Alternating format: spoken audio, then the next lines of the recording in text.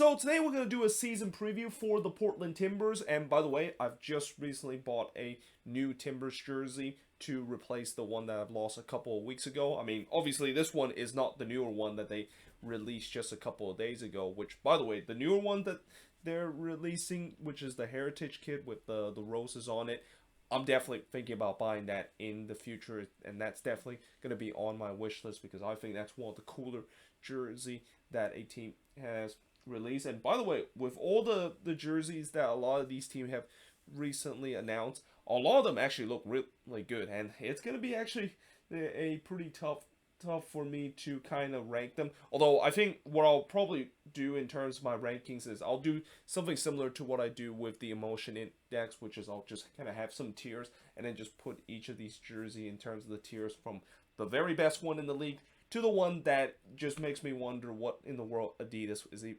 thinking about when they try to design these jersey for each of these MLS teams. But anyway, let's get back to talking about the season preview for the Portland Timbers, who, last year it was definitely tough, the fact that they weren't able to get the job done of winning MLS Cup in front of their home fans. But there's no doubt that this season, it seemed like they'll reload to trying to make another MLS Cup run. Now, last season, in their run to MLS Cup, they finished with a 17-4-13 record and finished with 55 points.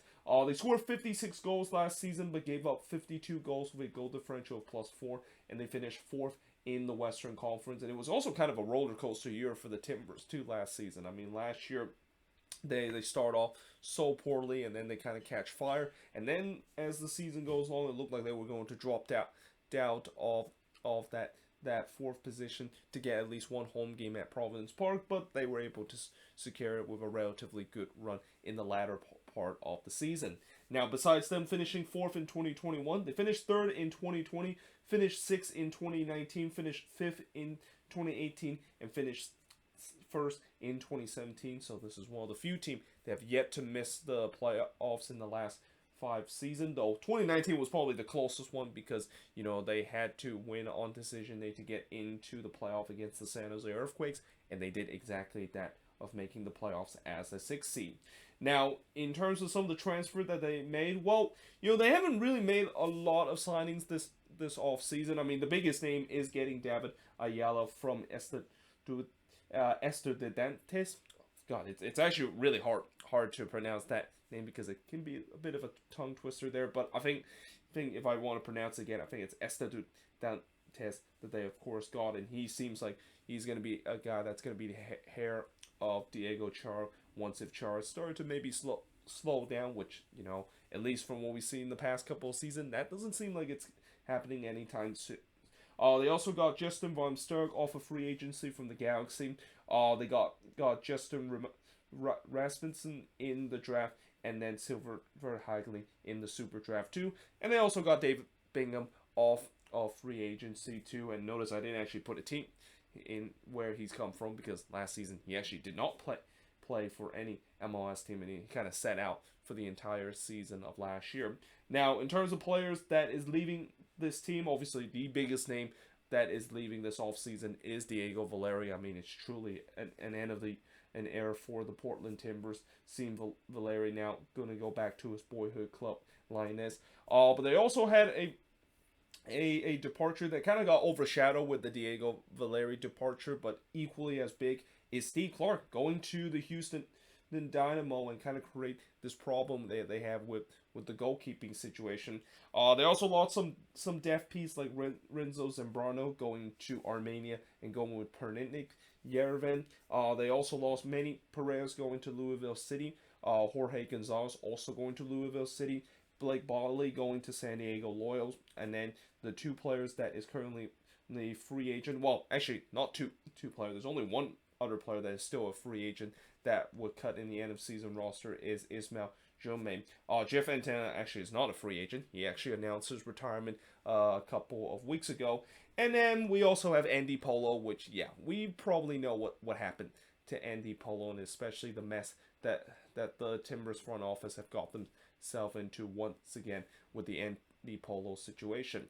Now, in terms of optimism for this Portland Timbers side, I mean, they finally inked Sebastian Blanco to a new contract. I mean, this has been kind of the big talking point throughout the entire offseason, besides the whole off the field issue that's going on with this organization. But yeah, there's been talks that whether or not if Blanco indeed is going to come back, and it definitely took longer for them to finally ink that new contract, but it was finally announced a couple of days ago, and seems like they're going to make him as a designated player, which, it makes sense because he is the most important player of this team, and he seems like the torch has now been passed where, Valeri for a long time has been the leader of this team.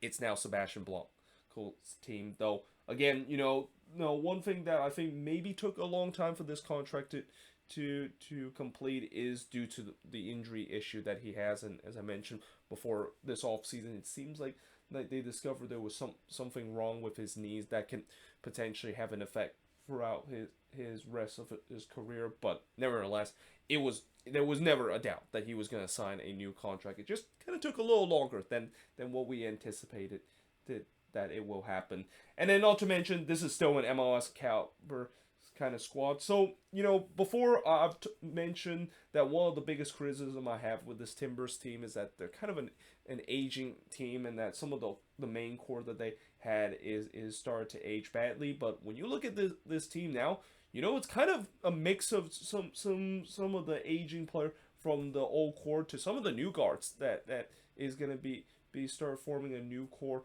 that will get this Timbers team to be a regular contender. I mean, just look at their recent signing, David Ayala, a guy that I think he is going to be just as good as Diego Char once if Char maybe start to kind of fall off a little bit. And they've also have had plans to maybe replace some of the old guards that they had, and with Diego Valeri leaving, as big as sad as that of course is the case, at least Blanco has done a good job in terms of taking charge of that role. So yeah, this is kind of a team that it's a mix of old core, but also a newer ones kind of emerging for this team, and that's definitely good news for this Timbers team that want to stay competitive in the Western Conference for years to come. Now, in terms of the concern for this Timber side, the goalkeeping. I mean, I've mentioned it before, there is that goalkeeping dilemma of whether or not are they going to start Bingham or Ivicic in front of goal. I mean, I've said before that I feel like they should have gone with Ivicic, consider the fact that last season I thought he had a decent year. I mean, yes, there were times where Ivicic looked inconsistent, but still, I think it would have been a better option compared to David Bingham, who, I've mentioned it before, but I'm warning you, Timbers fan, Bingham, he's a guy that has completely fall off in terms of the best of the year he had with the San Jose Earthquakes, and to trust a guy that haven't played in over a year to be your starting goalkeeping, yeah, that's going to be a little bit dicey. But then I've also said that watch how David Bingham is going to piss Quakes fans even more, and that he turns out to be an incredible goalkeeper. And he also maybe piss Galaxy fans too, because if he turns out to be a great goalkeeper for the Timbers, Galaxy fans are going to be really mad and thinking, where was this when we decided to sign him from our arch rival, the San Jose Earthquakes. The other concern is the health of Sebastian Blanco. So I've already mentioned the knee issue that they discovered this offseason that could potentially harm the rest of his career. But in general, it's just, can he stay healthy throughout the entire season? Like the last couple of seasons, he has had some injury issue, and these are not just injury issue that are just a quick fix. Some of these injury issue has been long term. Unfortunately torn his ACL back in that COVID shortened season, and then last year in the playoffs had that hamstring issue, and as now the fact that he is now approaching in his 30s, I have a feeling eventually he's going to maybe slow down because of these injuries that he has, and it's also going to take longer for him to recover from these injuries. So it's going to be very interesting to see whether or not if he's going to. I mean, I'm not going to expect him to play every single game, because again, I think the Timbers are going to try to maybe limit him and almost kind of do a little low management on him, knowing the fact that since he is starting to get old and they don't want to burn him out before the playoff run begin. Yeah, it's going to be interesting to see how many minutes he's going to play, and also whether or not if he can stay stay healthy for the entire season. And then lastly, the other concern about this team that I've already mentioned many times before is the off the field situation that can linger onto the field. And I'm not really going to talk too much about the off the field issue because I think I've mentioned it many times before with not only the Andy Polo situation but also the scandal with the Timbers and the Foreigners, and also the bickering between the front office and the owner with the Timbers Army related to the Iron Front kind of flag and all that kind of stuff. But obviously one thing that this team cannot afford is those off the field situations that can really linger the performance in terms of on the field. Now, the good news for the Timbers is that we've seen before where teams that have tons of off the field problem, but it doesn't really kind of affect them. And a great example of that is looking at RSL when they had the whole situation with Dale Lloyd Hansen, and then even going back to the Mike Petke situation that they had a couple of years that was just getting really ugly. But it did not affect their on-field product. I mean, they were still playing relatively well despite the fact that there was definitely some toxicity from above. And yeah, this could maybe be the same case with the Timbers, where maybe they just have a good enough squad where even the off-the-field situation is not going to really linger onto the field. I mean, after all, these players are not going to think about these off-the-field situation and use that as a distraction of their on-field performance. I mean, I think the only thing that is kind of damaging out of this, and the only thing that's concerned out of this, is just kind of the fan relationship with this team. Again, this team has one of the most hardcore fan base in the league and one of the most supportive fan base in the league, and it's sad to see what's going on with them having a bad relationship with a front office that has traditionally been one of the best front office in the league. But with these off the field issue, it has definitely damaged the relationship between the fans and also the ownership of this team. Now, in terms of MVP for this team, I mean, it's pretty obvious. It's got to be Sebastian Blanco. I mean, this is pretty much his team now after Valeri kind of passed the torch. Not last season, but the previous season when Valeri started to really kind of fall off a cliff and don't have the legs anymore. So yeah, there's no doubt that he is the MVP of this team. Comeback player, I'm gonna go with this guy called Eric Williamson. Remember this guy?